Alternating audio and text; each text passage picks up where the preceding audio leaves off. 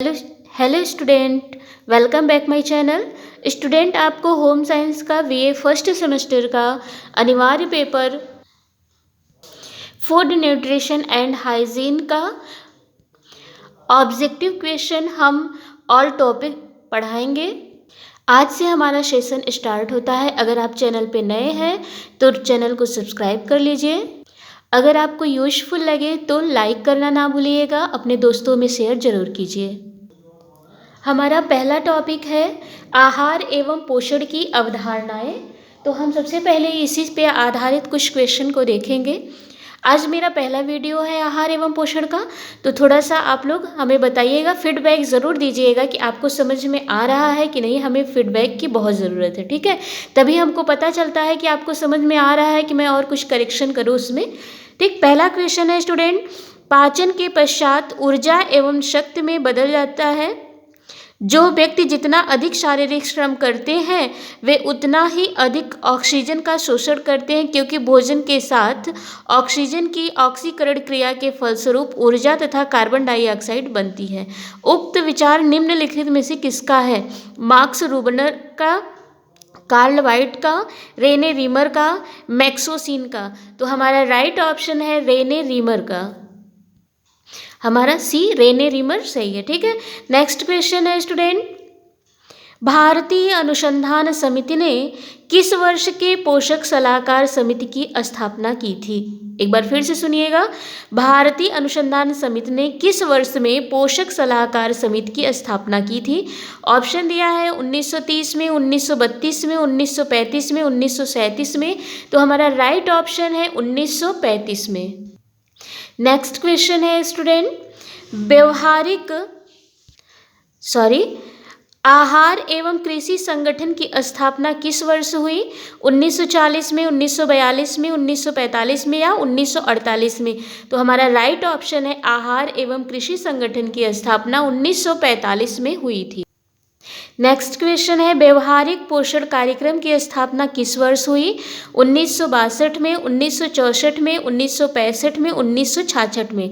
तो right option हमारा है 1962 में।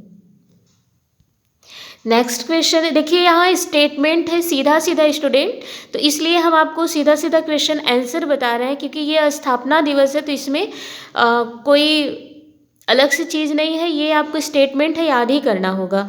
किस वर्ष भारतीय चिकित्सा अनुसंधान समिति ICMR द्वारा भारत में रहने वालों के लिए प्रतिदिन पौष्टिक तत्वों की मात्रा का निर्धारण हुआ? तो 1976 में, 1975 में, 1978 में, 1980 में? तो राइट ऑप्शन हमारा है 1976 में। ये ICMR है क्या? राइट ऑप्शन हमारा 1976 है। ICMR क्या है? तो ICMR भारतीय चिकित्सा अनुसंधान समिति है। इसका ICMR का फुल फॉर्म है Indian council of medical research. यह एक ऐसी संस्था है, एक ऐसी समिति है जो कि यह बताती है कि प्रत्येक अवस्थाओं में व्यक्ति को कितने पौष्टिक तत्वों की आवश्यकता होती है। मतलब जैसे व्यक्ति अगर एक सामान्य किशोर है, पुरुष है कि महिला है, और वो शारीरिक श्रम कैसा करता है, कम क्रियाशील है, मध्यम क्रियाशील है, अधिक क्रियाशील है, तो उसे कितने प्रोटीन की ज़रूरत होगी, कितने कार्बोहाइड्रेट, कितने विटामिन्स की, कितने खनिज लवण की, कितने रेशो की ज़रूरत होगी, ये ICMR निर्धारित करता है। इसी तरह से शैशवावस्था, बाल्यावस्था, किशोरावस्था, प्रौढ़ावस्था, वृद्धावस्था में भी बताया गया है कि हर एज के व्यक्तियों को कितने न्यूट्रिशन की ज़रूरत होती है। तो ये ICMR कब बताया? तो 1976 में। नेक्स्ट क्वेश्चन है, स्वस्थ शरीर में स्वस्थ मस्तिष्क का वास होता है। उक्त विचार निम्नलिखित में से किसका है? ऑप्शन है प्लेटो का, अरस्तु का, फॉरेस्ट E लिंडर का, JF विलियम्स का। हमारा राइट ऑप्शन है स्टूडेंट अरस्तु का। अरस्तु महोदय ने ये मानसिक स्वास्थ्य को परिभाषित करते हुए इन्होंने कहा है, बहुत ही पॉपुलर इनका स्टेटमेंट है कि स्वस्थ शरीर में ही स्वस्थ मस्तिष्क वास करता है। अर्थात जब व्यक्ति शारीरिक रूप से स्वस्थ होगा तो ही वह मानसिक रूप से स्वस्थ होगा। फॉर एग्ज़ाम्पल जैसे अगर आपको फीवर हुआ है तो क्या आप मानसिक रूप से स्वस्थ रहते हैं? क्या आपको फीवर होता है तो आप उतना पढ़ते हैं जब आप स्वस्थ रहते हैं? आप क्या वैसे ही बिहेव करते हैं जैसे कि आप स्वस्थ रहते हैं? क्या आपकी सामाजिक स्थिति वही रहती है जैसे आप स्वस्थ रहते हैं? बिल्कुल नहीं। जब आप शारीरिक रूप से अस्वस्थ होते हैं तो कहीं न कहीं आप चिड़चिड़े हो जाते हैं, कार्य के प्रति अक्रियाशील हो जाते हैं, आप कार्य करना नहीं चाहते हैं, है ना? आप पढ़ना नहीं चाहते क्योंकि आप मानसिक रूप से स्वस्थ नहीं होते हैं। आप समाज में भी रहना, घूमना पसंद नहीं करते क्योंकि आप अस्वस्थ होते हैं, ठीक है? तो कहने का मतलब है कि स्वास्थ्य का सीधा इफ़ेक्ट हमारे मन मस्तिष्क पर पड़ता है। ऐसा किसने कहा था? तो अरस्तु महोदय ने कहा था। नेक्स्ट क्वेश्चन है स्टूडेंट, निम्न में से कौन शारीरिक स्वास्थ्य को प्रभावित करने वाला तत्व है? पोषक आहार, स्वच्छता, शुद्ध वायु, शुद्ध जल, प्रदूषण रहित पर्यावरण, उक्त सभी। तो राइट ऑप्शन हमारा उक्त सभी है। उक्त सभी। शारीरिक स्वास्थ्य को बहुत ऐसे फैक्टर होते हैं जो कि प्रभावित करते हैं। पहला है पोषक आहार। आपने कैसा आहार ग्रहण किया है?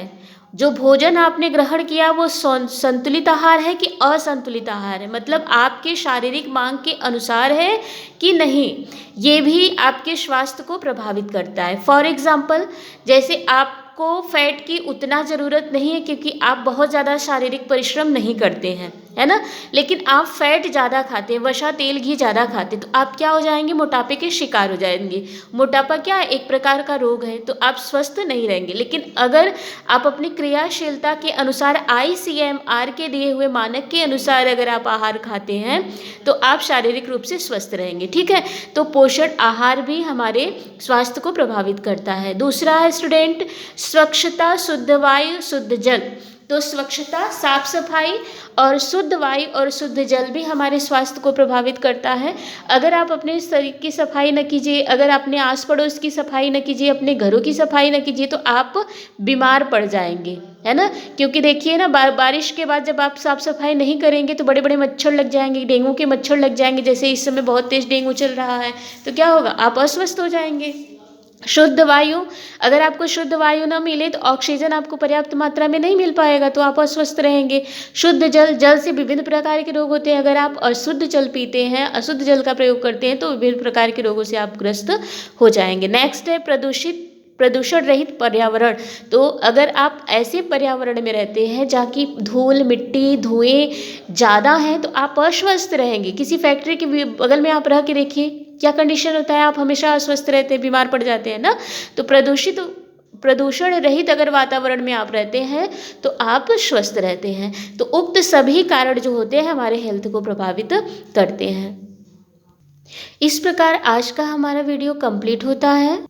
स्टूडेंट, अगर आप चैनल पे नए हैं तो चैनल को सब्सक्राइब कीजिए, लाइक कीजिए, शेयर कीजिए। Thank you for watching my video.